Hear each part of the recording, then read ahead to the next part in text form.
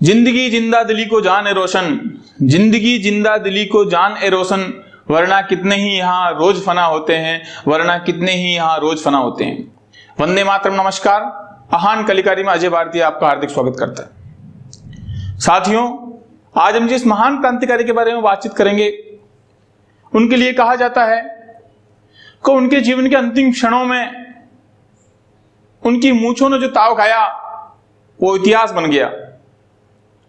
जब वो फांसी के फंदे पर लटके थे तब भी उनकी मूंछें ताव खा रही थी, जब उनकी शव यात्रा निकाली जा रही थी तब भी उनकी मूंछें ताव खा रही थी।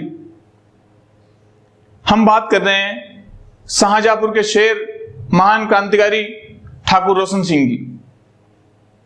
22 जनवरी 1892 को ठाकुर जंगी सिंह और माता कौशल्या देवी के घर जन्मे ठाकुर रोशन सिंह स्वभाव से निर्भीक और मजबूत व्यक्ति थे। इनकी निशानेबाजी का कोई जवाब नहीं था। ये एक नंबर के निशानेबाज व्यक्ति थे। हमने शाहजहांपुर के दो महान क्रांतिकारियों के बारे में पहले बात कर ली थी, पंडित राम प्रसाद बिस्मिल और अशफाक उल्लाह खान। तीसरे क्रांतिकारी थे ठाकुर रोशन सिंह। इन तीनों ने शाहजहांपुर की पावन धरा का नाम, मां भारती की पावन धरा का नाम अमर कर दिया। जब असहयोग आंदोलन चल रहा था तब ठाकुर रोशन सिंह बहुत बढ़ चढ़कर उस आंदोलन में हिस्सा ले रहे थे, लेकिन बरेली गोलीकांड में इनको सजा हुई। उसके बाद में जब इनको बरेली जेल में रखा गया तो वहां पर पंडित राम दुलारे त्रिवेदी से इनकी मुलाकात हुई।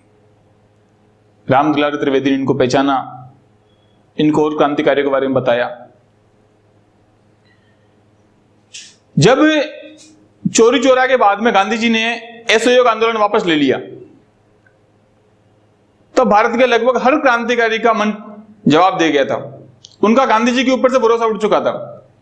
हम जिन क्रांतिकारियों के बारे में बातचीत कर चुके हैं, यहाँ पे जिन क्रांतिकारियों के बारे में बात करेंगे, उन सभी क्रांतिकारियों ने असहयोग आंदोलन में गांधी जी का अनुसरण किया था। लेकिन जैसे ही गांधी जी ने चोरी चोरा के बाद में बारदोली से अचानक इस आंदोलन को रोकने का निर्णय किया, सब क्रांतिकारियों का मन टूट गया। उसके बाद में शाहजहांपुर में मीटिंग हुई। पंडित राम प्रसाद बिस्मिल, राजेंद्र लाहिड़ी जी, पंडित राम दुलारे त्रिवेदी जी और उसमें रोशन सिंह जी को भी आमंत्रित किया गया और निर्णय लिया गया कि राष्ट्रीय स्तर की पार्टी बनाएंगे। और जैसा कि हम पहले बातचीत कर चुके हैं, द रिवॉल्यूशनरी पार्टी, फिर लाला हरदयाल के संपर्क में आने के बाद में हिंदुस्तान रिपब्लिक एसोसिएशन। जब बमरोली के अंदर, उत्तर प्रदेश में पीलीभीत जिले के अंदर पड़ता है बमरोली के अंदर ये लोग एक्शन कर रहे थे। ये जो अपना पैसा वापस लेते थे जमींदारों से या अंग्रेजों से, उसको एचआरए के तहत, हिंदुस्तान रिपब्लिकन एसोसिएशन के तहत एक्शन बोला जाता था। वो जब ये बमरोली के अंदर एक्शन कर रहे थे तब एक मोहनलाल पहलवान नाम का व्यक्ति इनके हाथों से मारा गया था।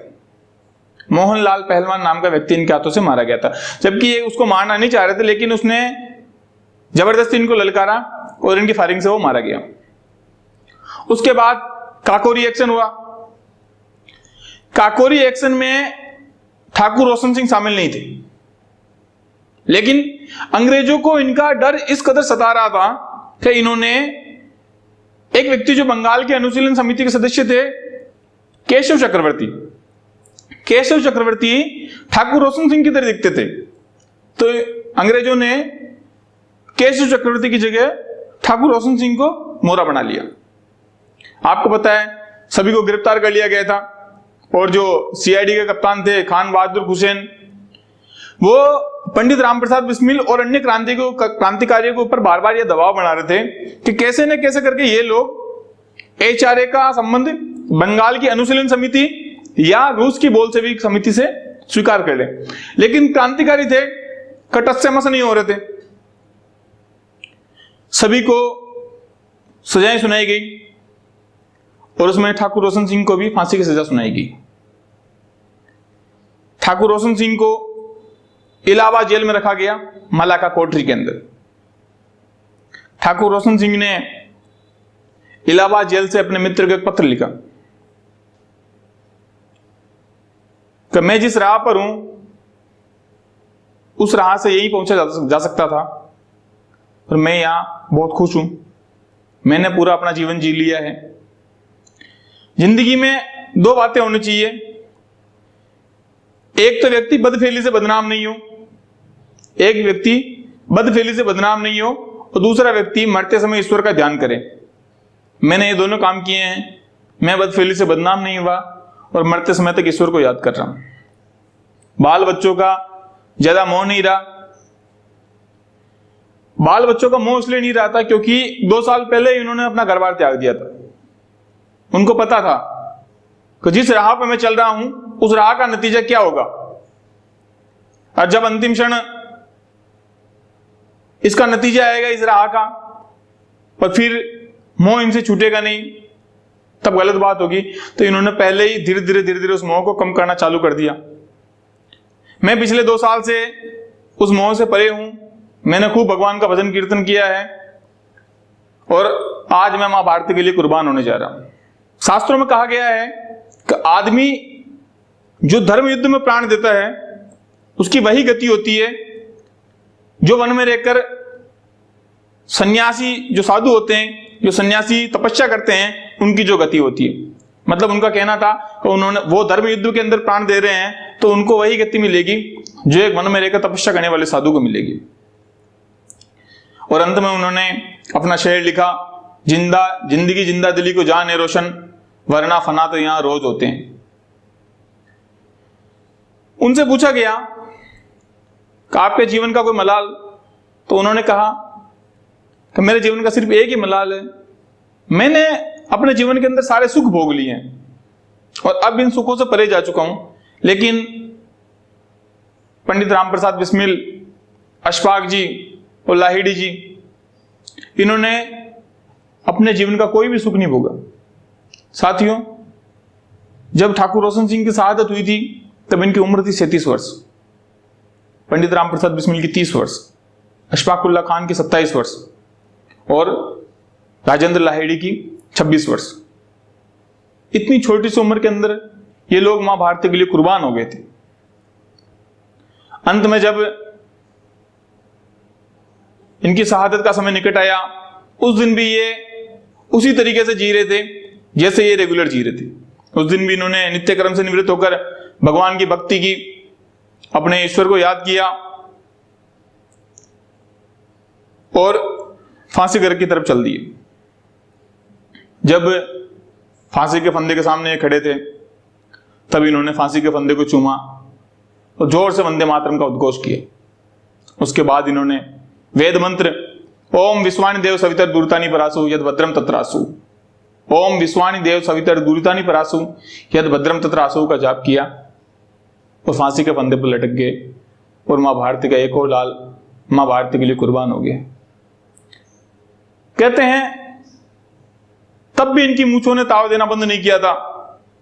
इनकी मूंछें तब भी ताव खाई हुई थी। जब इनके शव यात्रा निकाली जा रही थी तब भी इनकी मूंछों का ताव होगा वही था। ठाकुर रोशन सिंह के शरीर से उनके प्राणों ने भले ही जवाब दे दिया था, लेकिन उनकी मूंछों ने उनका साथ नहीं छोड़ा था। मूंछें अब भी वैसी की वैसी थी जैसे ठाकुर रोशन सिंह थे। साथियों, जो समाज अपने पुरखों के किए हुए कर्मों को याद नहीं रखता है, अपने पूर्वजों के किए हुए सदकर्मों को याद नहीं रखता है, वो समाज डूब जाता है। और यही स्थिति हमारी होने वाली है। यदि हम अपने पुरखों के किए हुए कर्मों को याद नहीं रख सके, ठाकुर रोशन सिंह जैसे महान व्यक्तित्व को याद नहीं रख सके, तो हम क्या करेंगे? दुनिया की सर्वाधिक आबादी वाला देश भारत आज किस स्थान पर खड़ा है? हमें इस बारे में विचार करने चाहिए। इसके पीछे वजह क्या है, इस बारे में हमको विचार करना चाहिए। लेकिन हमें तो पबजी मुजरा करने से फुर्सत नहीं है। स्थिति क्या होगी इस देश की, आप खुद समझते हैं। किस तरीके से राजनीतिक पार्टी आज भ्रष्ट हो चुकी है, हमें समझना चाहिए। यदि हम अब भी किसी के भक्त हैं, अब भी किसी के समर्थक हैं, या फिर अब भी किसी के चमचे हैं, तो हम इस देश का भला नहीं कर सकते। देश का भला करने के लिए चाहिए एक निष्पक्ष दृष्टिकोण, जो हमें किसी के साथ लग के प्राप्त नहीं हो सकता। हमें चाहिए हमारे क्रांतिकारियों के प्रति असीम सद्भावना, उनके प्रति कृतज्ञता। हमें पता ही नहीं है कि उन लोगों ने हमारे लिए क्या क्या किया। एक पिता द्वारा अपने पुत्रों को छोड़ देना, 2 साल तक उनसे दूर रहना ताकि मां भारती को वो आजाद करा सके, आखिर क्यों? यदि वो चाहते तो दूसरे लोगों की तरह ही अपना जीवन आराम से जी सकते थे, लेकिन उनके लिए जरूरी था मां भारती के पांव में पड़ी बेड़ियों को खोलना, और इसी के लिए ठाकुर रोशन सिंह कुर्बान हो गए थे। और यदि अब भी हम ऐसे महान क्रांतिकारियों को याद नहीं कर सकते हैं तो धिक्कार है फिर हम लोगों के ऊपर। हमें कोई हक नहीं बनता हम मानवाधिकारों की बात करें, हम भारत माता की जय जयकार करें। हमें कम से कम इस योग्य तो होना चाहिए। क्रांतिकारियों के जीवन का एकमात्र सपना था आजाद हिंदुस्तान में सांस लेना। कैसे न कैसे करके वो लोग आजाद हिंदुस्तान का सूरज देख सके। इस सपने को पूरा करने के लिए न जाने कितने लोग फांसी पर लटक गए, और आज हमें सामान्य सी बात लग रही है कि आजादी ऐसे ही मिल गई, आजादी ऐसे ही मिल गई। अब तो जरा याद करो कुर्बानी, कुछ तो याद करें हम उन लोगों को, कुछ तो कृतज्ञता दिखाएं। ऋणी हैं हम उन लोगों के। यदि हम 7 जन्म भी ले लें तो भी उन लोगों का कर्ज नहीं चुका सकते।